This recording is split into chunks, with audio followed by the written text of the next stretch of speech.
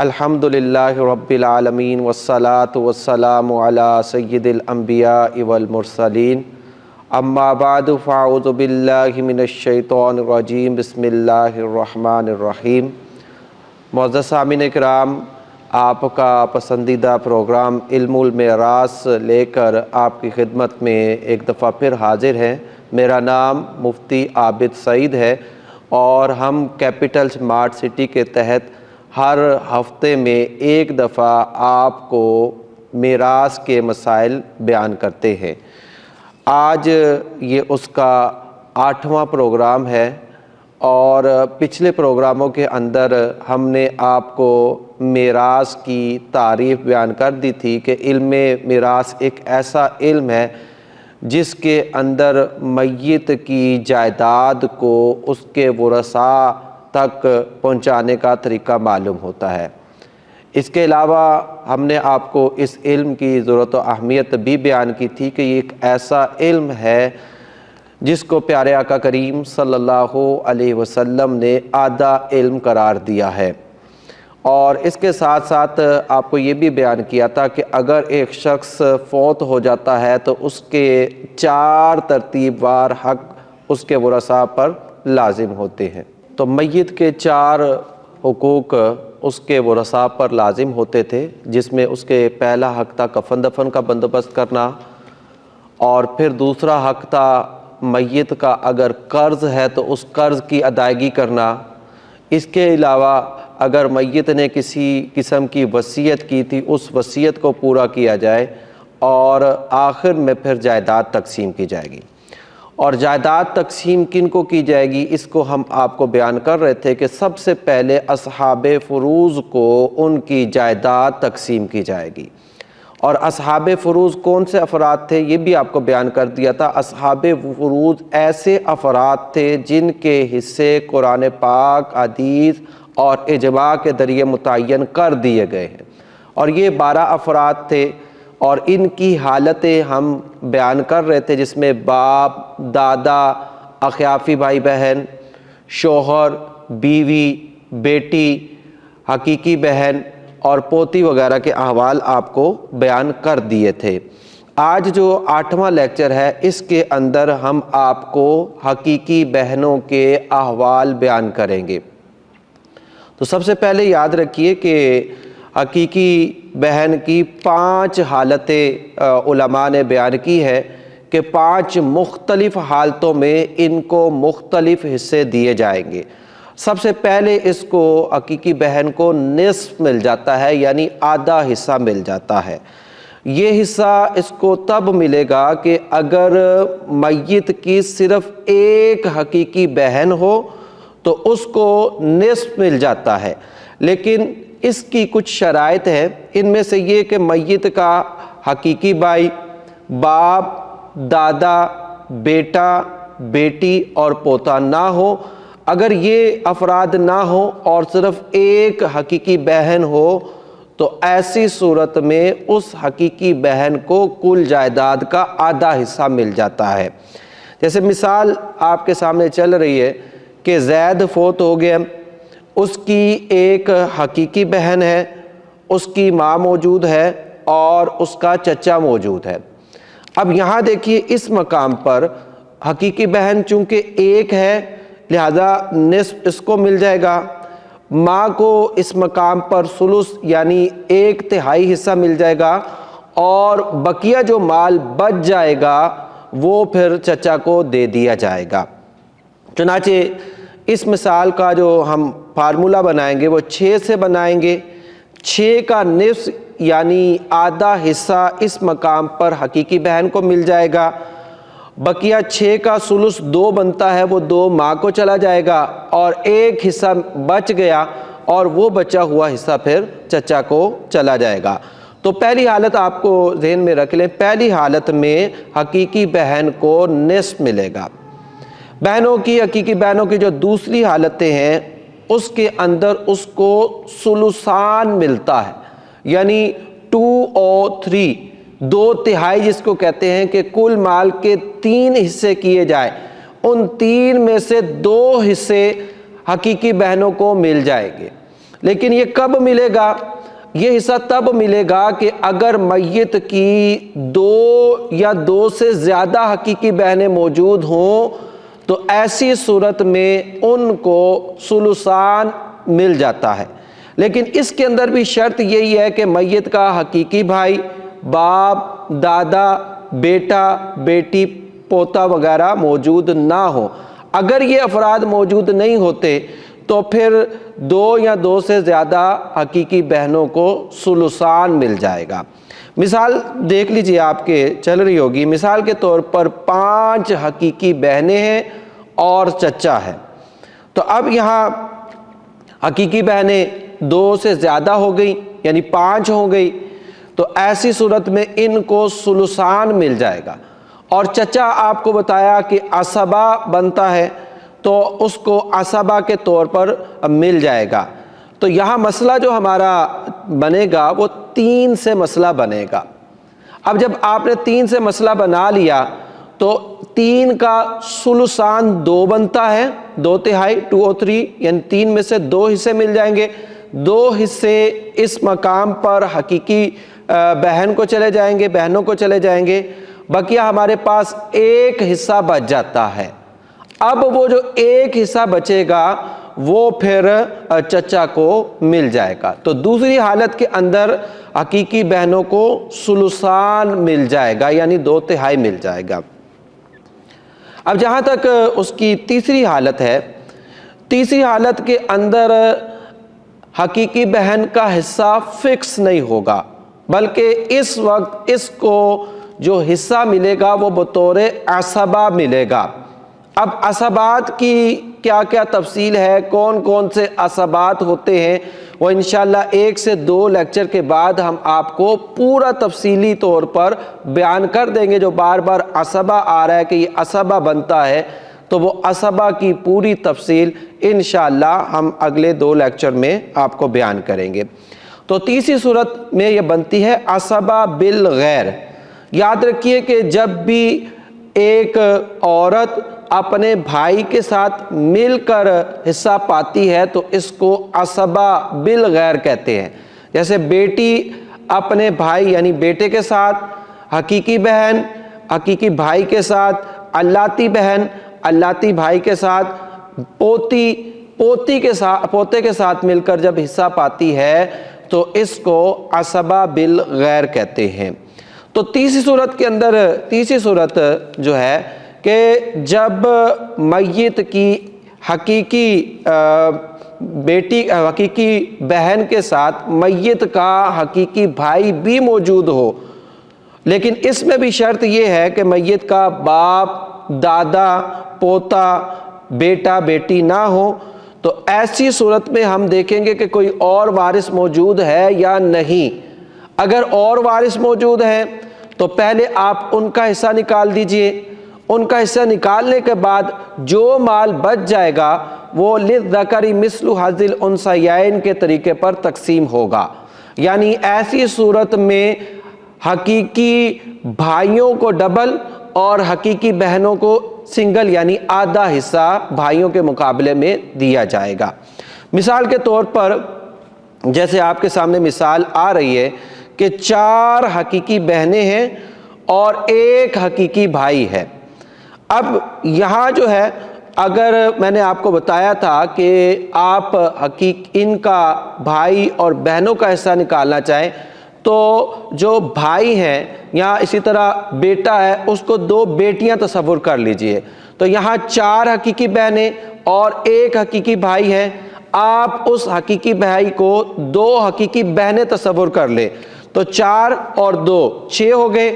6 سے مسئلہ بنے گا، اس میں سے 4 حصے جو ہیں وہ حقیقی بہنوں کو چلے جائیں گے، ہر بہن کو 1 حصہ مل جائے گا، اور 2 حصے اس مقام پر حقیقی بھائی کو ملیں گے۔ تو یہ مسئلہ ہمارا 6 سے بن کر 4 حقیقی بہنوں کو چلے گئے اور 2 حصے جو بچ گئے تھے وہ حقیقی بھائی کو مل جائیں گے۔ حقیقی بہن کی جو ہمارے پاس اگلی حالت ہوتی ہے اس کو عصبہ مال غیر کہتے ہیں۔ عصبہ مال غیر بھی یاد رکھیے ایک اصطلاح اس علم وراثت کے اندر استعمال ہوتی ہے جب ایک عورت دوسری عورت کے ساتھ مل کر عصبہ بنے گی تو اس کو عصبہ مع الغیر کہیں گے۔ مثال کے طور پر جیسے یہاں حقیقی بہن ہے، اگر یہ بیٹی یا پوتی کے ساتھ ملے گی تو یہ عصبہ مع الغیر بنے گی۔ تو چوتھی صورت کے اندر صورت یہ بنے گی کہ اگر میت کی حقیقی بہن موجود ہے، اس کے ساتھ میت کی بیٹیاں موجود ہے، چاہے ایک ہو یا ایک سے زیادہ، تو ایسی صورت میں پہلے ہم دیکھیں گے کہ کوئی اور وارث موجود ہے یا نہیں۔ اگر اور وارث موجود ہیں تو ان کا حصہ نکال دیں، ٹھیک ہے۔ اسی طرح آپ بیٹی کا حصہ نکال دیں۔ اب جو بچ جائے گا وہ پھر سارے کا سارا اس مقام پر حقیقی بہن کو مل جائے گا۔ اس صورت کو دوبارہ آپ سمجھ لیجئے کہ مثال کے طور پر جیسے یہ مثالوں سے میں آپ کو سمجھا دیتا ہوں۔ مثال نمبر 1 پہ یہاں دیکھیں کہ حقیقی بہن ہے اور بیٹی ہے، یہاں صرف 2 وارث ہیں، ایک حقیقی بہن ہے اور ایک بیٹی آ گئی۔ تو یہاں پہلے آپ بیٹی کو، چونکہ آپ کو پہلے بتا چکا ہوں بیٹی ایک ہو تو اس کو نصف ملتا ہے، اور یہاں حقیقی بہن عصبہ مع الغیر بن رہی ہے، تو اس مقام پر ہمارا مسئلہ 2 سے بنے گا۔ 2 سے مسئلہ بنانے کے بعد نصف یعنی ایک حصہ بیٹی کو دے دیا، اور بقیہ آدھا حصہ ایک بچ گیا، وہ ایک بچا ہوا حصہ حقیقی بہن کو مل جائے گا بطور عصبہ مع الغیر۔ دوبارہ اس صورت کو سمجھ لیجئے کہ اگر میت کی حقیقی بہن موجود ہے اور بیٹی یا پوتی میں سے کوئی ایک موجود ہو، تو پہلے آپ بیٹی یا پوتی کا حصہ نکال دیں۔ اب بیٹی یا پوتی کا حصہ نکالنے کے بعد جو مال بچ جائے گا وہ پھر حقیقی بہن کو مل جائے گا۔ اگر ہم اس کی دوسری صورت دیکھتے ہیں، مثال کے طور پر ہمارے پاس حقیقی بہن ہے اور 2 پوتیاں ہیں اور زید کا انتقال ہو گیا۔ اب پوتیوں کی حالتیں ہم نے پچھلے لیسن کے اندر آپ کو بیان کر دی تھی کہ پوتیاں 2 یا 2 سے زیادہ ہوں تو ان کو ثلثان مل جاتا ہے، تو پوتیوں کو اس مقام پر ثلثان مل جائے گا اور حقیقی بہن یہاں عصبہ مع الغیر بن جائے گی۔ اب ہوگا کیا، اس مقام پر جو ہمارا مسئلہ بنے گا وہ 3 سے بن جائے گا۔ 3 کا ثلثان یعنی 2 حصے پوتیوں کو چلے جائیں گے، بقیہ ایک حصہ بچ گیا، وہ ایک حصہ حقیقی بہن کو مل جائے گا۔ حقیقی بہنوں کی جو آخری صورت ہے اس کو محجوب کہتے ہیں۔ محجوب سے مراد آپ یہ لے لیجئے کہ اس وقت اس کو حصہ نہیں ملے گا۔ یاد رکھیے کہ اگر میت کا باپ، دادا، بیٹا، پوتا موجود ہو تو ایسی صورت میں حقیقی بہنیں محروم ہو جاتی ہے۔ مثال لے لیجئے، جیسے مثال نمبر 1 میں کہ میت جیسے زید ہے، اس کا ایک بیٹا ہے اور اس کی ایک حقیقی بہن ہے، تو بیٹا موجود ہے، اس وجہ سے حقیقی بہن محروم ہو جائے گی اور کل کا کل اس مقام پر بیٹے کو مل جائے گا۔ اسی طرح اگر آپ دوسری صورت دیکھتے ہیں کہ میت کی حقیقی بہن ہے اور اس کا باپ موجود ہے، تو اب یہاں چونکہ باپ موجود ہے اس وجہ سے حقیقی بہنوں کو حصہ نہیں ملے گا۔ تو یہ کچھ تھی ہمارے پاس حقیقی بہنوں کی 5 حالتیں ہم نے آپ کو بیان کر دی تھی۔ چونکہ اصحاب فروض کے ہی چل رہی ہیں، حصے چل رہے ہیں، تو اب جو ہمارا اگلا جو حصہ ہوگا وہ ماں کی حالتیں ہم بیان کریں گے کہ میت کی ماں کو کب کتنا حصہ ملے گا۔ تو ماں کی جو ہے وہ 3 حالتیں ہیں، 3 مختلف حالتوں میں میت کی ماں کو مختلف حصہ دیا جائے گا۔ تو ماں کی پہلی حالت یہ ہوگی کہ اس کو کل مال کا 1/3 حصہ مل جائے گا، جس کو عربی میں ثلث کل کہتے ہیں۔ دوسری صورت جو ہوتی ہے وہ یہ ہوگی کہ میت جیسے فوت ہو گیا، اس کی بیوی موجود تھی، یا اگر میت فوت ہوئی ہے، اگر بیوی فوت ہوئی ہے، اس کا شوہر موجود تھا اور باپ موجود ہے۔ اب ان کو دینے کے بعد جو مال بچے گا اس کو ثلث کہتے ہیں، اور عربی میں جو اس کے لیے لفظ استعمال ہوگا وہ ہوگا ثلث ما باقی بعد فرد الزوجین، یعنی شوہر اور بیوی میں سے حصہ نکالنے کے بعد جو مال بچ جاتا ہے اس کا ثلث دیا جائے گا، اور تیسری صورت میں ماں کو سدس یعنی چھٹا حصہ دیا جائے گا۔ اب ہم ان کی ذرا تفصیل دیکھ لیتے ہیں کہ ماں کو ثلث سے کل کب ملے گا، ثلث سے باقی کب ملے گا، اور سدس کب ملے گا۔ تو پہلی صورت میں یاد رکھیے کہ ماں کو جو ثلث کل مال کا تہائی حصہ ملے گا، اس میں اس صورت میں ملے گا کہ جب میت کی مذکر اور مؤنث اولاد یعنی بیٹا بیٹی پوتا پوتی یہ نہ ہو۔ اسی طرح جو بہن بھائی کے رشتے ہیں، دو بھائی بہن، چاہے دو حقیقی بھائی ہوں، دو الاتی بھائی ہوں، ایک حقیقی ایک الاتی، دو اخیافی بھائی دو اخیافی بہن، الغرض بہن بھائی دو نہ ہو، کسی بھی اعتبار سے دو نہ ہو۔ اسی طرح باپ کے ساتھ، یعنی میت کا باپ ہے اس کے ساتھ شوہر یا بیوی میں سے کوئی نہ ہو۔ تو یہ تین شرائط اگر پائی جاتی ہیں، یعنی مذکر مؤنث اولاد بھی نہیں پہلی شرط، دوسری بات یہ کہ دو بھائی بہن بھی نہیں، اور تیسری بات یہ کہ میت کے باپ کے ساتھ میاں یا بیوی میں سے کوئی نہیں، تو ایسی صورت میں اس ماں کو کل جائیداد کا تہائی مل جائے گا۔ جیسے مثال لے لیجئے، زید فوت ہو گیا، اس کی صرف ماں موجود ہے اور باپ موجود ہے، نہ اس کی اولاد موجود ہے، نہ بھائی بہن موجود ہے، نہ بیوی یا شوہر میں سے کوئی موجود ہے، تو اس مقام پر ماں کو ثلث مل جائے گا، اور باپ چونکہ اسبہ بن جائے گا۔ ہمارا اس مقام پر مسئلہ 3 سے بنے گا، 3 کا ثلث 1 بنتا ہے وہ ماں کو مل گیا، بقیہ ہمارے پاس 2 بچ گئے، وہ 2 کے 2 پورے باپ کو بطور اسبہ مل جائیں گے۔ تو پہلی صورت کے اندر ماں کو ثلث کل مل جائے گا۔ دوسری صورت جو ہے اس کو یہاں آپ کو دکھا بھی رہے ہوں گے، ثلث ما باقی ہوگا۔ ثلث ما باقی یہ ہوگا کہ یعنی اس صورت میں بیوی یا شوہر کو دینے کے بعد جو بچے گا اس کا ثلث ماں کو دیا جائے گا، اور اس کی صورت یہی ہے کہ میت کی مذکر اور مؤنث اولاد موجود نہیں ہے، نہ ہی 2 بھائی بہن کسی بھی اعتبار سے موجود ہوں، لیکن میت کا باپ موجود ہے اور بیوی موجود ہو، ایک صورت یہ لے لیجئے، یا میت کا باپ موجود ہے اور اس کا شوہر موجود ہے، تو ایسی صورت میں پہلے شوہر یا بیوی کا حصہ نکال دیجئے، اس کے بعد جو بچ جائے گا وہ اس کا ثلث پھر ماں کو دے دیا جائے گا۔ جیسے مثال نمبر 1 کے اندر آپ دیکھ لیجئے کہ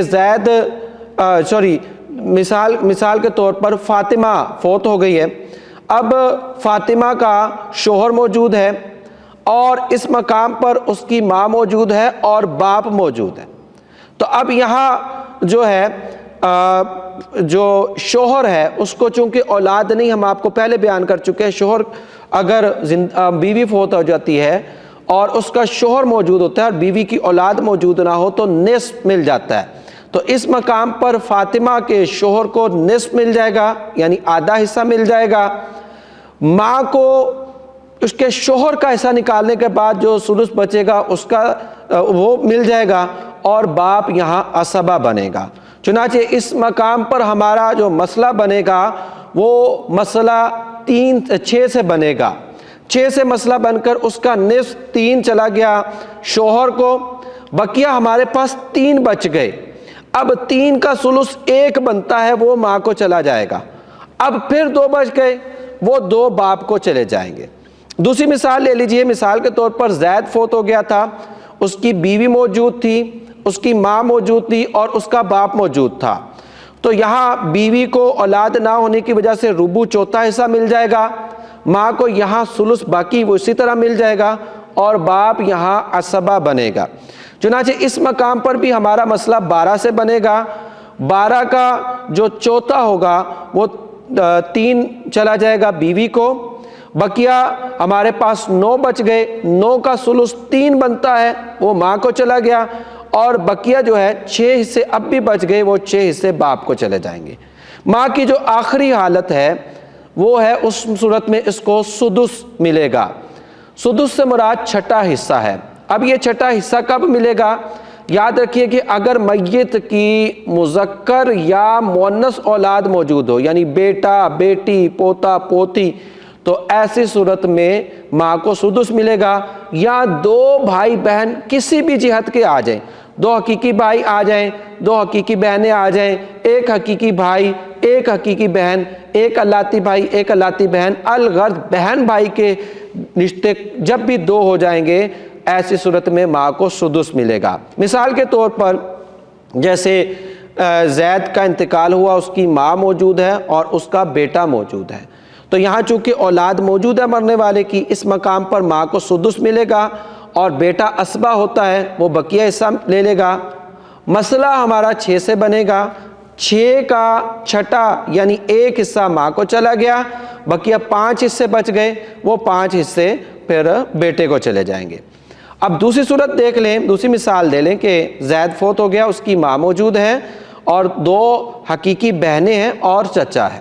اب یہاں 2 حقیقی بہنیں موجود ہیں، اس اعتبار سے ماں کو چھٹا حصہ مل جائے گا، 2 حقیقی بہنیں ثلثان پالیں گی اور چچا اسبہ بن جائے گا۔ مسئلہ اس مقام پر بھی ہمارا 6 سے بنے گا، 6 کا چھٹا یعنی سدس یعنی چھٹا حصہ 1 ماں کو چلا گیا، ثلثان 4 حصے حقیقی بہنوں کو چلے گئے اور 1 حصہ چچا کو چلا گیا۔ تو آج کے لیکچر کے اندر ہم نے آپ کو حقیقی بہنیں اور ماں کی حالتیں بیان کی ہیں۔ انشاءاللہ ہمارا یہ سلسلہ جاری رہے گا، آپ اس پروگرام کو دیکھتے جائیے، آپ ہمارے لیے دعا کریں، ہم انشاءاللہ آپ کے لیے دعا کریں گے، اور آگے آپ کو موقع ملے تو آپ ہمارے اس لیکچر کو ضرور شیئر کریں۔ وَمَا عَلَيْنَا إِلَّا الْبَلَاغُ الْمُبِينُ۔